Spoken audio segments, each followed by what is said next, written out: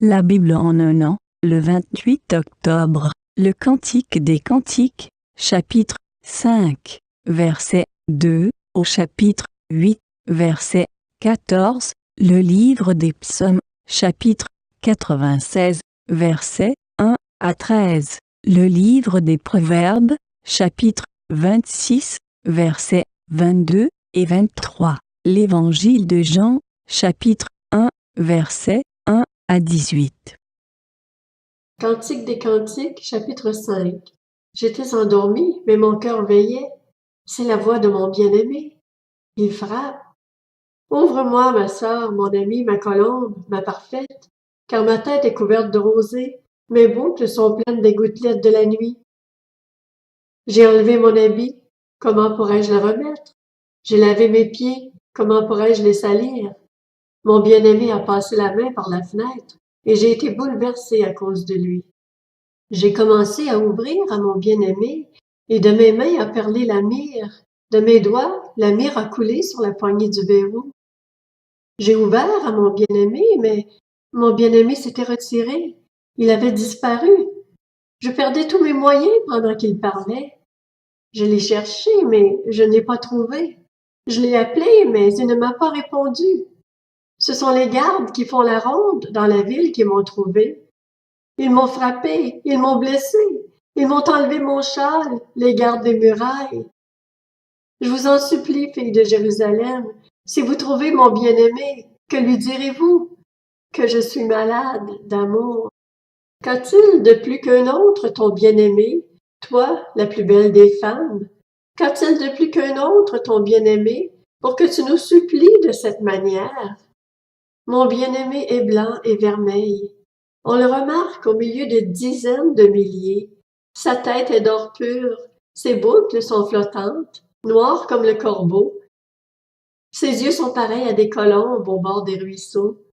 Il baigne dans le lait, il repose au sein de l'abondance. Ses joues sont comme un parterre d'aromates, ce sont des amas d'épices. Ses lèvres sont des lys d'où coule la myrrhe. Ses mains sont des anneaux d'or garnis de chrysolites. Son ventre est d'ivoire poli, couvert de saphir. Ses jambes sont des colonnes de marbre blanc, posées sur des bases en or pur. Son aspect est aussi majestueux que le Liban, aussi distingué que ses cèdres. Son palais n'est que douceur, et toute sa personne est désirable. Tel est mon bien-aimé, tel est mon ami, fille de Jérusalem. Cantique des Cantiques, chapitre 6. Où est allé ton bien-aimé, toi, la plus belle des femmes? De quel côté ton bien-aimé s'est-il dirigé? Nous le chercherons avec toi. Mon bien-aimé est descendu à son jardin, au parterre d'aromates, pour prendre soin de son troupeau dans les jardins et pour cueillir des lys. Je suis à mon bien-aimé et mon bien-aimé est à moi. Il a conduit son troupeau parmi les lys. Tu es aussi belle que Tirtsa, mon ami, aussi charmante que Jérusalem, aussi majestueuse que des troupes sous leurs étendards. Détourne ton regard de moi, car il me trouble. Tes cheveux sont pareils à un troupeau de chèvres bondissant sur les montagnes de Galaad. Tes dents sont comme un troupeau de brebis qui remontent du lavoir. Chacune a sa jumelle, aucune d'elles n'est seule. Ta joue est comme une moitié de grenade derrière ton voile. Il peut y avoir 60 reines, 80 concubines et des jeunes filles en quantité incalculable. Ma colombe, ma parfaite, est unique. Elle est unique pour sa mère. Elle est la préférée de celle qui lui a donné le jour. Les filles la voient et la disent heureuse. Les reines et les concubines aussi. Et elles font son éloge. Qui est celle qui apparaît, pareille à l'aurore, aussi belle que la lune, aussi pure que le soleil, aussi majestueuse que des troupes sous leurs étendards? Je suis descendue au jardin des noyers pour voir la verdure au fond du vallon, pour voir si la vigne pousse, si les grenadiers fleurissent. J'ignore comment, mais mon désir m'a poussé vers les chars de mon noble peuple. Cantique des Cantiques, chapitre 7. Reviens, reviens, Sulamite. Reviens, reviens afin que nous puissions te regarder. Qu'avez-vous à regarder la Sulamite comme la danse de deux camps? Que tes pieds sont beaux dans tes sandales, fille de prince.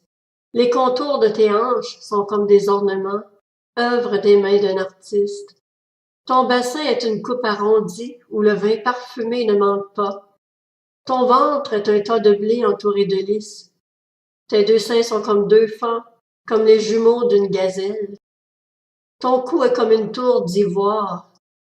Tes yeux sont comme les étangs de Hesbon, près de la porte de Bath-Rabim.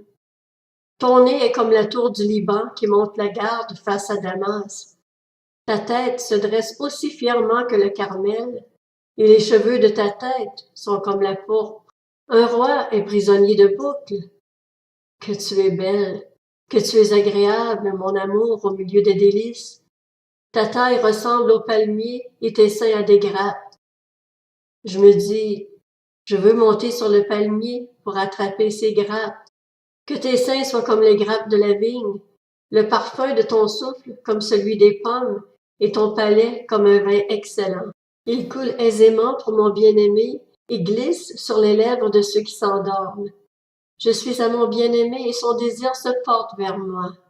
Viens, mon bien-aimé, sortons dans la campagne pour passer la nuit au village. Dès le matin, nous irons aux vignes pour voir si la vigne pousse, si la fleur s'ouvre, si les grenadiers fleurissent. Là, je te donnerai mon amour. Les mandragores diffusent leur parfum. À nos portes se trouvent tous les meilleurs fruits, nouveaux et anciens. Mon bien-aimé, je les ai gardés pour toi. Cantique des Cantiques, chapitre 8. Si seulement tu étais comme mon frère, si seulement tu avais été allaité par ma mère. Je te rencontrerais dehors, je t'embrasserais, et l'on ne me mépriserait même pas. Je te conduirais, je t'amènerais chez ma mère, tu m'instruirais, et je te ferais boire du vin parfumé, du jus de mes grenades. Que sa main gauche soutienne ma tête, et que de sa main droite il m'enlace. Je vous en supplie, filles de Jérusalem, ne réveillez pas l'amour avant qu'elle ne le veuille. Qui est celle qui monte du désert, appuyée sur son bien-aimé? Je t'ai réveillée sous le pommier. C'est là que ta mère est tombée enceinte de toi. C'est là qu'elle est tombée enceinte et t'a donné le jour. Fais de moi comme une empreinte sur ton cœur, comme une empreinte sur ton bras, car l'amour est aussi fort que la mort. La passion est aussi inflexible que le séjour des morts. Ses ardeurs sont des ardeurs de feu, une flamme de l'Éternel. Les grandes eaux ne pourront pas éteindre l'amour, ni les fleuves le submerger. Même si un homme offrait tous les biens de sa maison contre l'amour, il ne s'attirerait que le mépris. Nous avons une petite sœur qui n'a pas encore de poitrine. Que ferons-nous de notre sœur le jour où on la réclamera? Si elle est un rempart, nous construirons sur elle des créneaux en argent. Si elle est une porte, nous la fermerons avec une planche de cèdre. Je suis un rempart et mes seins sont comme des tours. À ses yeux, j'ai été pareille à celle qui trouve la paix. Salomon avait une vigne à Baal-Hamon. Il a confié la vigne à des gardiens. Chacun apportait 1000 pièces d'argent pour récolter son fruit. Ma vigne à moi, je la garde. À toi, Salomon, les 1000 pièces, et 200 à ceux qui gardent son fruit. Habitante des jardins, des compagnons prêtent attention à ta voix. Fais-la-moi entendre. Prends la fuite, mon bien-aimé. Montre-toi pareil à la gazelle ou au jeune cerf sur les montagnes aux aromates. Le livre des Psaumes, chapitre 96. Chantez en l'honneur de l'Éternel un cantique nouveau. Chantez en l'honneur de l'Éternel, habitants de toute la terre. Chantez en l'honneur de l'Éternel, bénissez son nom, annoncez de jour en jour son salut. Racontez sa gloire parmi les nations, ses merveilles parmi tous les peuples. Oui, l'Éternel est grand et digne de recevoir toute louange. Il est redoutable, plus que tous les dieux. En effet, tous les dieux des peuples ne sont que des faux dieux, alors que l'Éternel a fait le ciel. La splendeur et la magnificence sont devant lui, la force et la gloire remplissent son sanctuaire. Famille des peuples, rendez à l'Éternel gloire et honneur. Rendez à l'Éternel la gloire due à son nom. Apportez-lui des offrandes et entrez dans ses parvis. Prosternez-vous devant l'Éternel avec des ornements sacrés. Tremblez devant lui, habitants de toute la terre. Dites parmi les nations, l'Éternel règne. Aussi le monde est ferme, il n'est pas ébranlé. L'Éternel juge les peuples avec droiture. Que le ciel se réjouisse, que la terre soit dans l'allégresse, que la mer retentisse avec tout ce qu'elle contient, que la campagne et tout ce qui s'y trouve soient en fête, que tous les arbres des forêts poussent des cris de joie devant l'Éternel, car il vient, oui, il vient pour juger la terre. Il jugera le monde avec justice et les peuples suivant sa fidélité. Le livre des Proverbes, chapitre 26. Les paroles du critiqueur sont comme des friandises. Elles descendent au plus profond de l'être. De l'argent non purifié, plaqué sur un vase de terre, voilà ce que sont des paroles chaleureuses associées à un cœur mauvais. L'Évangile de Jean, chapitre 1. Au commencement, la parole existait déjà. La parole était avec Dieu, et la parole était Dieu. Elle était au commencement avec Dieu. Tout a été fait par elle, et rien de ce qui a été fait n'a été fait sans elle. En elle, il y avait la vie, et cette vie était la lumière des êtres humains. La lumière brille dans les ténèbres, et les ténèbres ne l'ont pas accueillie. Il y eut un homme envoyé par Dieu, son nom était Jean.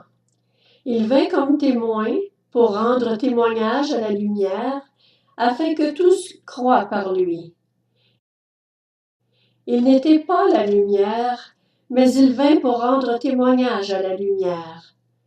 Cette lumière était la vraie lumière qui, en venant dans le monde, éclaire tout être humain. Elle était dans le monde, et le monde a été fait par elle, pourtant le monde ne l'a pas reconnue. Elle est venue chez les siens, et les siens ne l'ont pas accueillie. Mais à tous ceux qui l'ont acceptée, à ceux qui croient en son nom, elle a donné le droit de devenir enfants de Dieu, puisqu'ils sont nés non du fait de la nature, ni par une volonté humaine, ni par la volonté d'un mari, mais qu'ils sont nés de Dieu.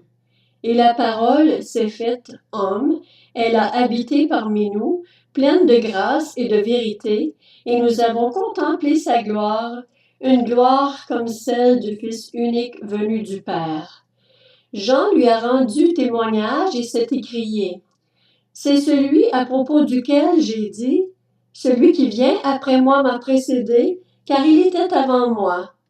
Nous avons tous reçu de sa plénitude et grâce sur grâce. En effet, la loi a été donnée à travers Moïse, mais la grâce et la vérité sont venues à travers Jésus-Christ. Personne n'a jamais vu Dieu.